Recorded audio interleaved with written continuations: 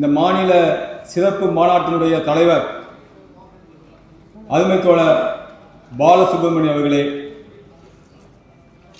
இங்கே மேடையிலே வீற்றிருக்கக்கூடிய முன்னிலை வைக்கக்கூடிய தலைவர்கள் அருமை தோழர் சி.கே. நரசிம்மன், தோழர் முருகேசன், தோழர் பிரான்சிஸ் ரஃபேல், தோழர் சேகர், தோழர் பஞ்சாட்சரம், தோழர் மோகன், தோழர் அன்பழகன், தோழர் சுப்பிரமணியம், தோழர் சந்திரமௌலி, தோழர் மதிவாணன், தோழர் விஜயகுமார் காரா கொஞ்சம் மேடைக்கு வந்துருங்க ப்ளீஸ். மறந்துட்டேன், மொழி கூட மறந்துட்டேன். தெப்பு சங்கத்தினுடைய அகில இந்திய பொதுச் செயலாளர், எல்பிஎஃப் சங்கத்தினுடைய துணை பொதுச் செயலாளர் பண்ணிக்கணும், முதல்ல எழுதி வச்சு.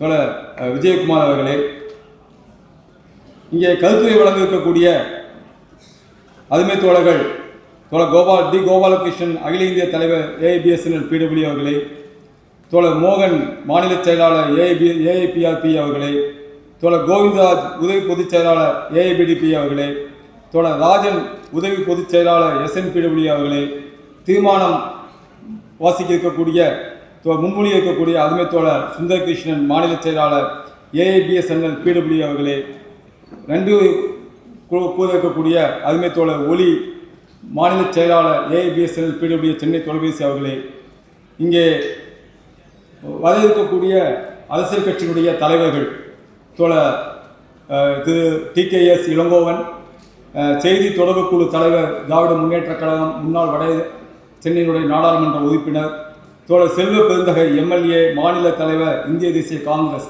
தமிழ்நாடு காங்கிரஸ் கமிட்டி, தோழர் ஆறுமுக நயினார், மாநில செயற்குழு உறுப்பினர் இந்திய கம்யூனிஸ்ட் கட்சி, தோழர் ரவிக்குமார் எம்பி, பொதுச் செயலாளர் விடுதலை சிறுத்தைகள் கட்சி, டாக்டர் ரவீந்திரநாத், தேசிய குழு உறுப்பினர் சிபிஐ, சமத்துவ மருத்துவத்திற்கான மருத்துவர்கள் சங்கம் அதனுடைய பொதுச் செயலாளர் ஆக அரசியல் கட்சி தலைவர்கள் இங்கே வர இருக்கின்றார்கள். அவர்கள் அத்துணை பேரையும் முதற்கண் உள்ள அனைவரின் சார்பாக வருக வருக என நான் வரவேற்கின்றேன். அருமை தோழர்களே, இன்றைக்கு தமிழ்நாட்டில் பல்வேறு அரசியல் நிலவரங்கள் நடைபெற்றுக் கொண்டிருக்கின்றது. ஆகவே அவர்கள் வருவதிலே கொஞ்சம் நேரம் முன்ன பின்ன இருக்கும்.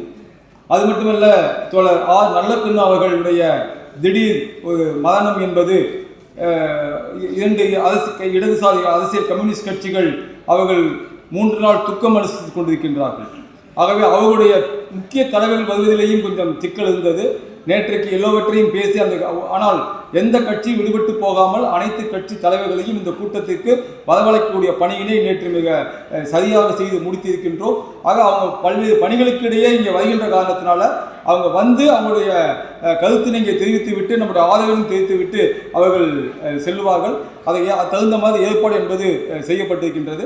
அவர்கள் வரும்பொழுது அவர்களை நாம் இங்கே பேச அனுமதிப்போம். அருமை தோழர்களே, இந்த கருத்தரங்கம் என்பது நாம் இதே இடத்துல 2வது முறையாக நடத்துகின்றோம்.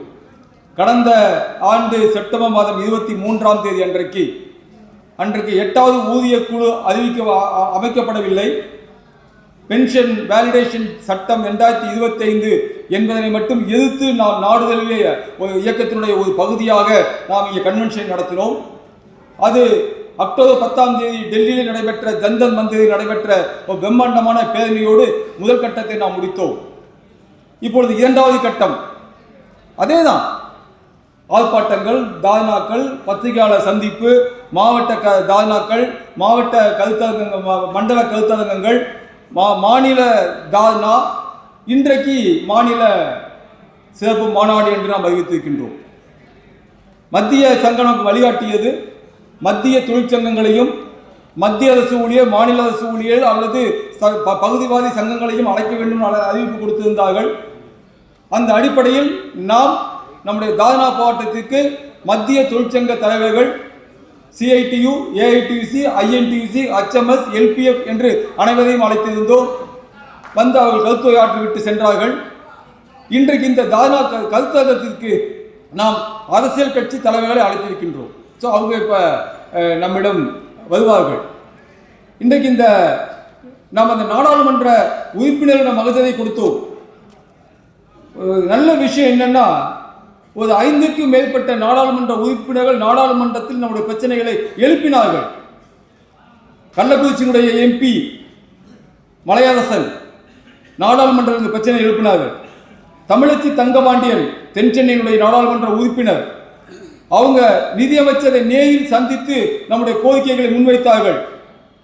கலாநிதி வீராசாமி நார்த் மெட்ராஸுடைய நாடாளுமன்ற உறுப்பினர், அவர் இந்த பிரச்சனையை பேசினார். ஜான் பீட்டாஸ் கேரளாவிலிருந்து ராஜ்யசபா உறுப்பினர், அஜித் குமார் புயான் அஸ்ஸாமில் இருக்கக்கூடிய நாடாளுமன்ற உறுப்பினர், எல்லா நாடாளுமன்ற உறுப்பினர் மகஜர் கொடுத்தோம். எல்லாரும் பேச முடியாது, ஒரு சிலருக்கு மட்டும்தான் வாய்ப்பு கிடைத்தது. இந்த 5 பேருக்கு வாய்ப்பு கிடைத்தது. அவர்கள் இந்த 5 பேரும் அந்த பிரச்சனையை அங்கே எழுப்பியிருக்கிறார்கள். ஒரு நல்ல விஷயம். நிச்சயமாக இது அரசாங்கத்தை நாம் கேட்போம். எம்பியை பார்க்குறோம், காலங்காத்தால 7 மணிக்கு போய் வீட்டு வாசலில் நிற்கிறோம், 1 மணி நேரம் கழிச்சு வெளியில் வராது, மகஜர் கொடுத்துட்டு வரோம், சரி நம்ம பார்க்குறதுன்னு சொல்கிறாரு. நம்ம கூட பல சமயங்கள் ஒரு ஆதங்கம் இருக்கும். என்ன இது, தமிழ்நாட்டில் நம்ம மத்திய சங்கம் அதிகள் கொடுத்த உடனேயே விடாமல் எல்லா எம்பியையும் பார்ப்போம். நம்ம அதிகபட்ச எம்பிக்களை பார்த்த மாநிலமாக தமிழ் மாநிலம் தான் இருக்கும். அதனால தான் பார்த்தீங்கன்னா 4 பேர் நம்ம பிரச்சனை ரைஸ் பண்ணியிருக்காங்க, அவங்க 3 பேர். ஆக அதுக்கு பலன் இருக்கிறது. நாடாளுமன்றத்திலும் இந்த பிரச்சனை என்பது எழுப்பப்பட்டிருக்கின்றது.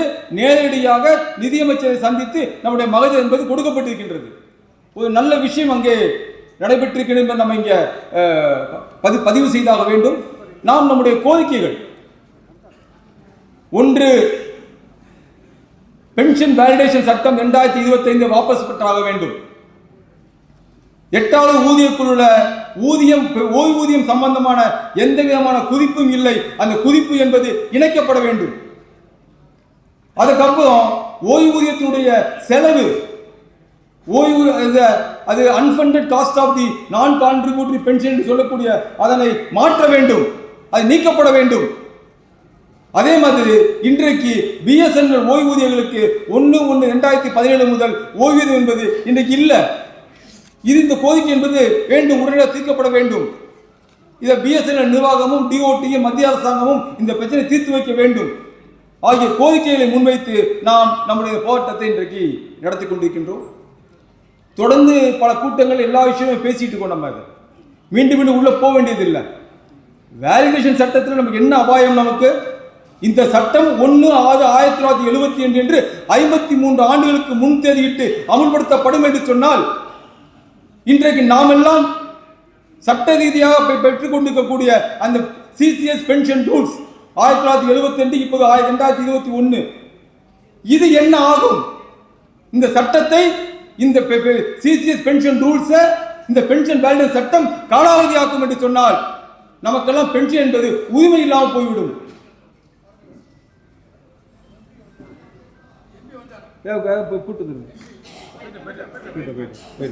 ரவிக்குமார், ஆக பென்ஷன் வேலிடேஷன் சட்டம் என்பது 53 ஆண்டுகளுக்கு முன் தேதியிட்டு இன்றைக்கு அமல்படுத்தப்படுகின்றது.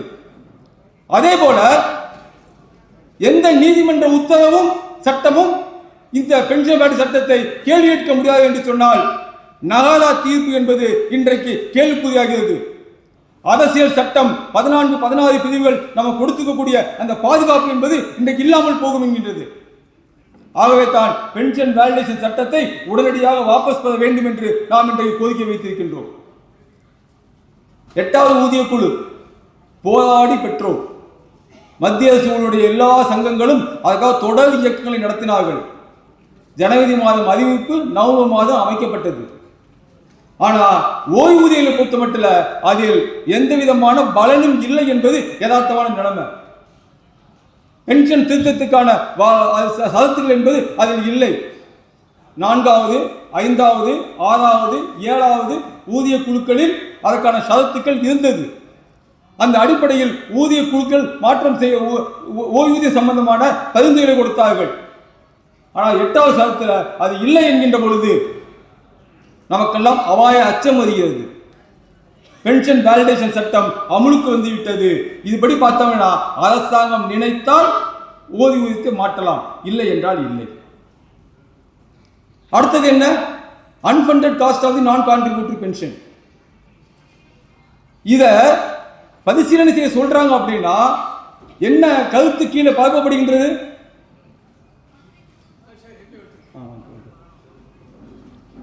திரு ரவிக்குமார் எம்பி பொதுச் செயலாளர் விடுதலை சிறுத்தைகள் கட்சி அவர்கள் தெரிந்திருக்கின்றார்கள். உங்கள் அனைவரும் சார்பாக பலத்த கரகோஷத்தோடு அவர் வருகை வரவேற்கின்றோம்.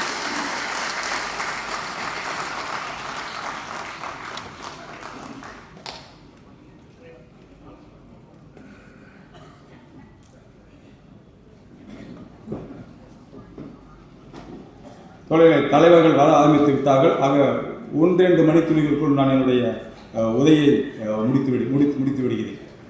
அதனை நான் கான்ட்ரிபியூட்டரி பென்ஷன் அல்ல அன்ஃபண்டட் காஸ்ட் என்று சொல்லுகின்ற பொழுது ஏதோ அரசாங்கம் தானாக இனாமாக நமக்கு பென்ஷன் கொடுப்பதை போன்ற தோட்டத்தை மக்கள் மத்தியில் உருவாக்கி கொண்டிருக்கின்றார்கள்.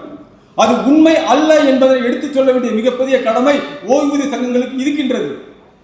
ஏனென்றால் நாம் பணியில் இருக்கின்ற பொழுது நம்முடைய உழைப்பினுடைய ஒரு பகுதி என்பது ஓய்வூதியத்துக்காக அனுப்பப்பட்டு விட்டது.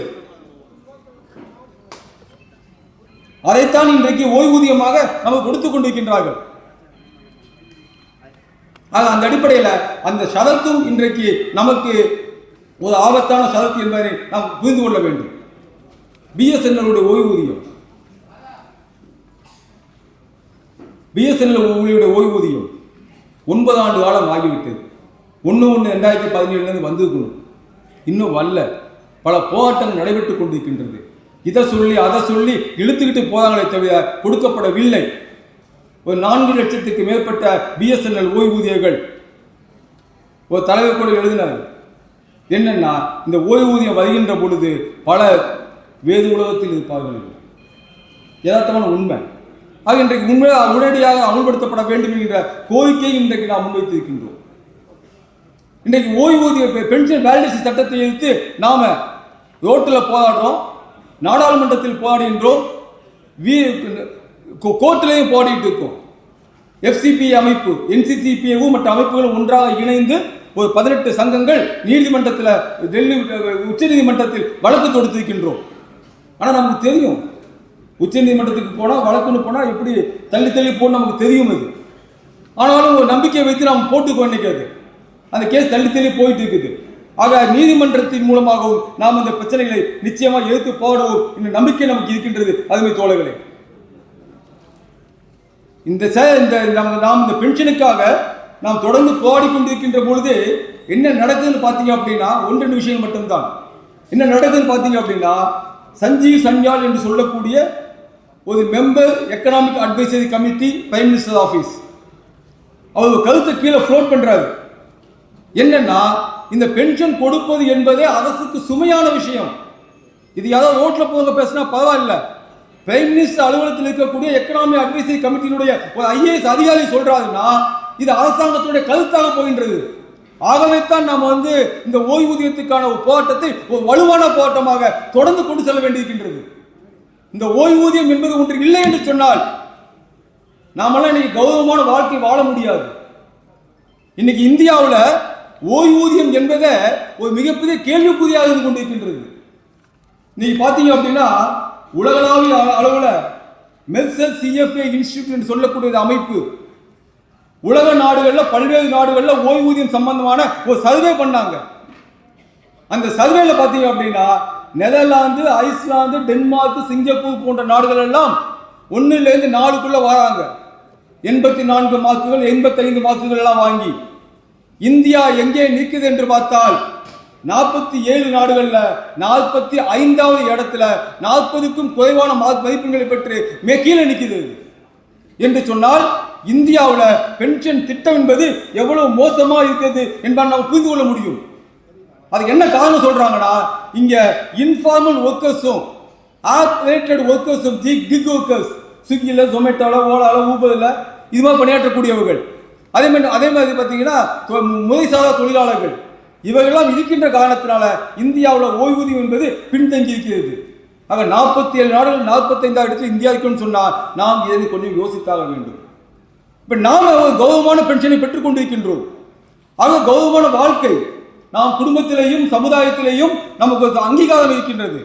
ஆனால் இந்த அரசாங்கத்தினுடைய நோக்கம் அது பென்ஷன் வேலிடேஷன் சட்டமாக இருந்தாலும் சரி, 8வது ஊதிய குழுல பென்ஷன் சம்பந்தமான எந்த குறிப்பும் இல்லாதது பார்த்தீங்க அப்படின்னா நாம் பெற்றுக்கொண்டு கூடிய இந்த பென்ஷனையே வரக்கூடிய காலத்தில் உத்தரவாதம் இல்லை என்று சொல்லக்கூடிய நிலைமைக்கு தள்ளி கொண்டிருக்கின்றது. ஆகவே இதை எதிர்த்த ஒரு வலுவான போராட்டத்தை நடத்த வேண்டிய ஒரு மிகப்பெரிய கடமை நம் முன்னால் இருந்து கொண்டிருக்கின்றது. ஆகவே தான் நாம நம்முடைய போராட்டத்திற்கு ஆதரவாக மத்திய தொழிற்சங்கங்களையும் பகுதிவாரி தொழிற்சங்கங்களையும் நாம் அழைத்து நம்முடைய தாய்னா போராட்டத்தை நடத்தினோம். இந்த சிறப்பு மாநாட்டிற்கு அரசியல் கட்சி தலைவர்கள் நாம் எல்லாத்தையும் அழைக்கல. யார் அழைச்சிருக்கோம்? நம்முடைய கருத்துக்களை எடுத்து சென்று அரசாங்கத்துக்கிடம் முறையிடக்கூடிய அந்த அளவுக்கு தகுதியான தலைவர்களை மட்டும் அழைத்திருக்கின்றோம். திராவிட முன்னேற்ற கழகம், விடுதலை சிறுத்தைகள் கட்சி, இந்திய தேசிய காங்கிரஸ், இந்திய கம்யூனிஸ்ட் கட்சி, இந்திய கம்யூனிஸ்ட் கட்சி மார்க்சிஸ்ட், இதெல்லாம் யார் என்று உங்களுக்கு எல்லாம் தெரியும். இவர்களைத்தான் அழைத்திருக்கின்றோம். ஏன்னா இவர்கள் இன்றைக்கு கூடிய சூழல்ல நாடாளுமன்றத்திலையும் சரி மற்ற இடங்களிலேயும் நம்முடைய கோரிக்கைகளை எடுத்து செல்வார்கள். தோழர் ஆறுமுகன் நயினார் மார்க்சிஸ்ட் கம்யூனிஸ்ட் கட்சி மாநில செயற்குழு உறுப்பினர், பேங்க் எம்ப்ளாயிஸ் ஃபெடரேஷனுடைய அகில இந்திய துணைத் தலைவராக இருந்தவர், கியூபா ஒருமைப்பாட்டு குழுவினுடைய தலைவர், இன்றைக்கு சிபிஎம் கட்சியின் சார்பாக நம்முடைய போராட்டத்தை வாழ்த்துவதற்காக வருகின்றிருக்கின்றார். அவர் உங்கள் அனைவரும் சார்பாக வருக வருக என நான் வரவேற்கின்றேன் அருமை தோழர்களே. அந்த அடிப்படையில் நாம் நம்முடைய தாய்நாடு சிறப்பு மாநாட்டினை சிறப்பாக நடத்துவோம். மணி 3:30 ஒரு 5:30-6 மணிக்குள் இந்த கூட்டத்தை நாம் சிறப்பாக முடிப்போம். அதுவரையில் அனைவரும் பொறுமையாக இருந்து இந்த மாநாட்டை சிறப்பாக நடத்துவதற்கு முழு ஒத்துழைப்பு தர வேண்டும் என கேட்டுக்கொண்டு அனைவரையும் மீண்டும் ஒருமுறை வருக வருக என வரவேற்று விடைபெறுகிறேன். நன்றி, வணக்கம் தோழர்களே.